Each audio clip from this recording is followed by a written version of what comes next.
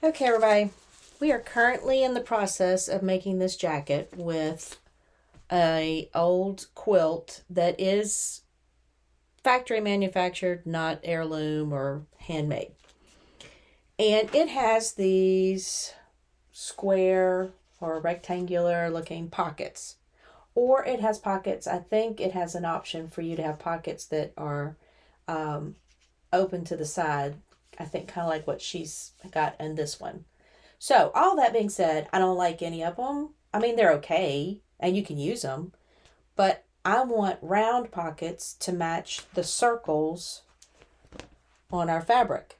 So, let's try this. This was my prototype, and it took me a bit to do it, but I think I want this to be a pocket. And so it'll be on the side of the jacket, and your hand will go in like this, and I think it's kind of cute. And it keeps with the circle thing. And this part is the part that you'll see out. This is the underside of the quilt. But this is the part I wanted to show out because I want it to kind of stand out on the circles. I don't want it to fade in. And this is a lining. I have some fabric that matches the binding on this quilt pretty good. So I think I'm just going to use it for the lining, which this doesn't have to be lined because it's two-sided, but it makes it easier to make this whole. So let me show you how I'm going to do that.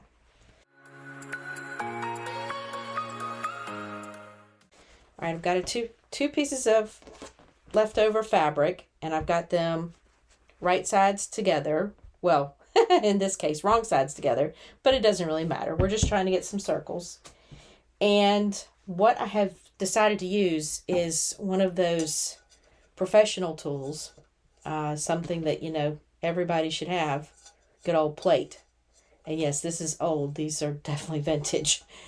And I'm going to put it on here. I'm going to trace out my plate, both in the green, 2 pieces of the green, and 2 pieces of this blue. Now, when I trace out the blue, I'm actually going to cut out about 1/4 of an inch wider or longer or bigger. That's what I'm going for. Bigger than the plate size that I'm cutting this out. And the reason I'm doing that is when you turn it in, this tends not to meet the side of the pocket that you're turning it into, the sides as well, because it's thin and this is thick and you're going over a thick seam.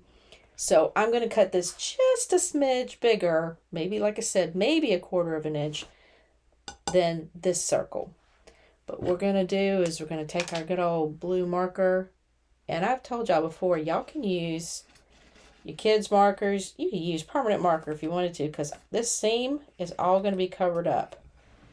So it's not like it's going to matter if it's seen or if it's marked with something permanent. I just happen to have one of these washable markers. So I'm going to mark that. Make sure I can see that line. Y'all might not be able to, but I can. I'm going to cut this out, and I'm going to cut 2 pieces of the blue out. And once I do that, I'll get back with y'all on how we're going to assemble it.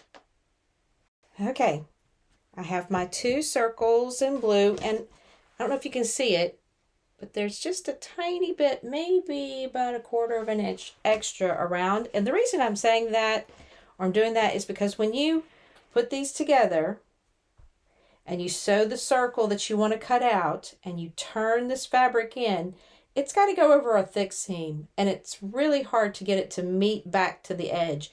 And if it's a little over the edge, I can clip that off. It'll be easy. But if it's under the edge, then it tends to be a little harder to get to meet on the edges when you're sewing them to make the final binding and everything.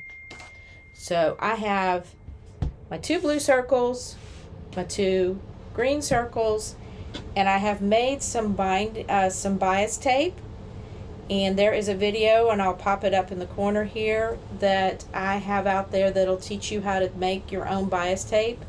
This is 2-inch bias tape, so it's 2 inches, and I've folded it in half, and it's 1 inch wide.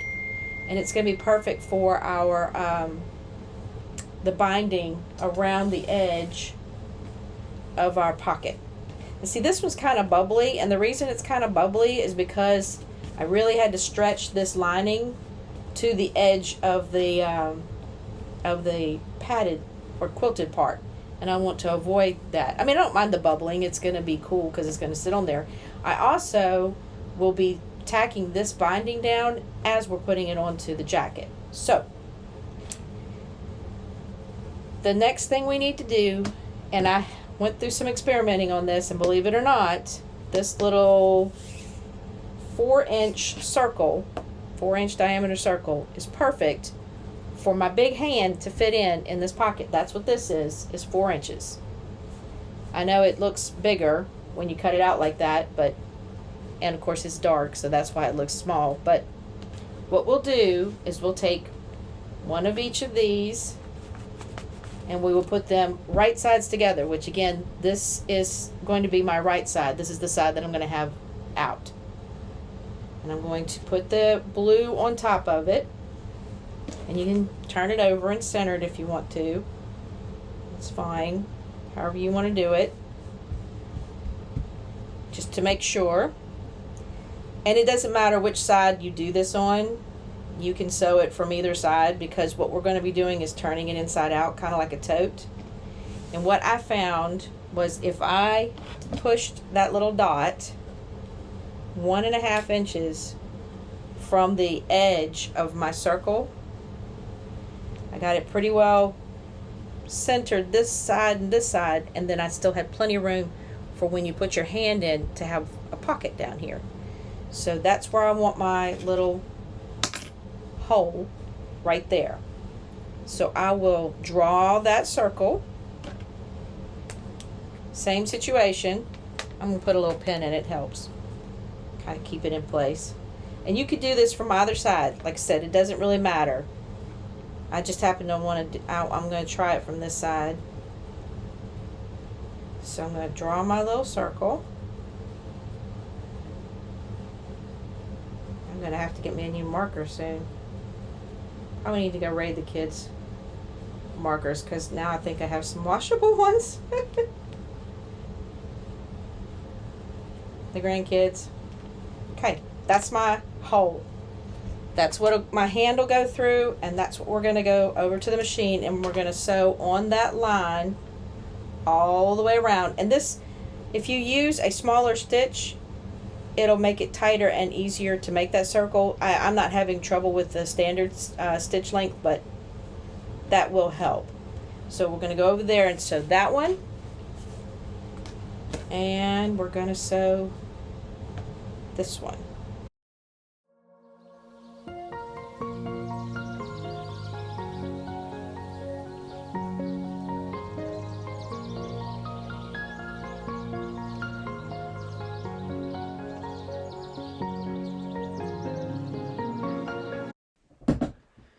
Now that we've got both our circles sewn like that, then we're going to pinch them, clip them open like that. Got to give it a little force with that quilt.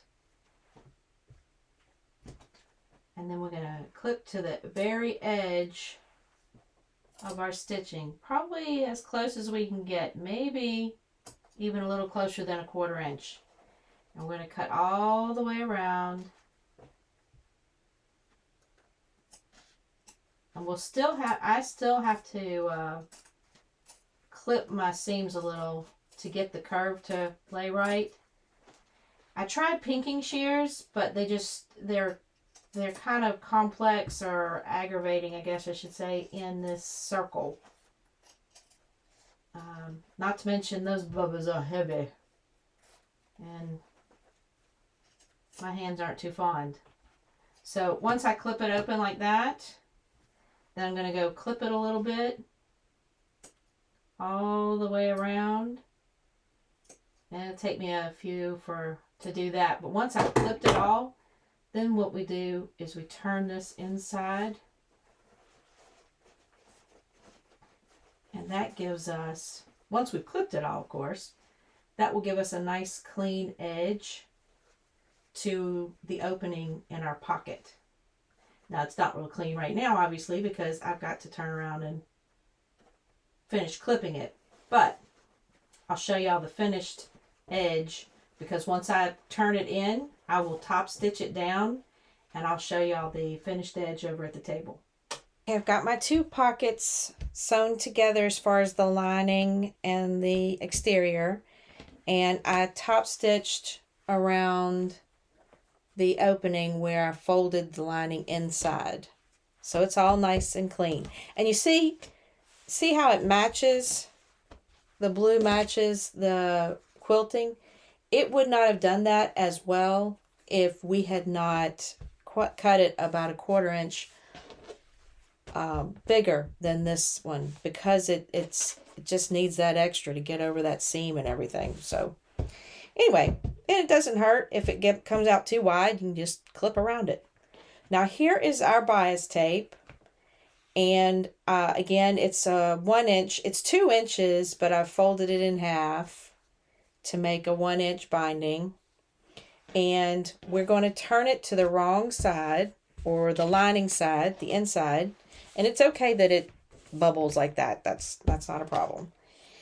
I'm going to start at the bottom, and what I'm going to do first is I'm going to take my binding, or my bias tape, and I'm going to fold in about almost a little more than a 1/2 inch. Doesn't make a big difference, but I'm just folding it in, and I'm folding it back like that. You can iron that, press that if you want. I'm just going to finger press it because it's a fairly thin fabric. It's like a batiste. Anyway, so that's where I'm going to tuck in my other end when I get around to the other side. And so I'm not going to sew on this folded piece. I'm going to leave that folded piece open and start my sewing right behind where the fold is. And what we're going to do, it's going to sound kind of weird maybe, but we're going to take the raw edge, the unfolded edge, and we're going to put it down on the edge of the garment, the pocket, garment, the pocket, like this. And again, I'm not sewing that fold closed. I'm going to sew past, or start past that fold. And you can pin if you want. It's whatever you'd like to do that makes it easier for you to sew it. But I'm going to sew a 1/4 inch seam all the way around this edge with this bias tape. Okay? And because it's biased, it has a nice curving ability. Because it's been cut on the bias, it will curve. So I'm going to do that all the way around the edge. And then when I get to the end down here, I'm going to tuck in the end in that fold. That may not be the professional way to do it, but since I'm going to be catching the fabric on this side and on the front, I don't mind that little folded seam is gonna show, because it will be finished. It will be folded in, so there won't be any raw edges. So let me go to the machine, and again, I'm going to sew a 1/4 inch seam allowance all the way around this edge to catch our bias. And once we're done with that, we'll be able to fold it to the right side. Now, we're not going to stitch it down yet like we did here. This was my sample. We are not going to stitch it down to the front, because I'm going to save that process for when I actually put the pocket onto the jacket. At that time, I will fold the bias over and stitch it down as I stitch it to the actual jacket.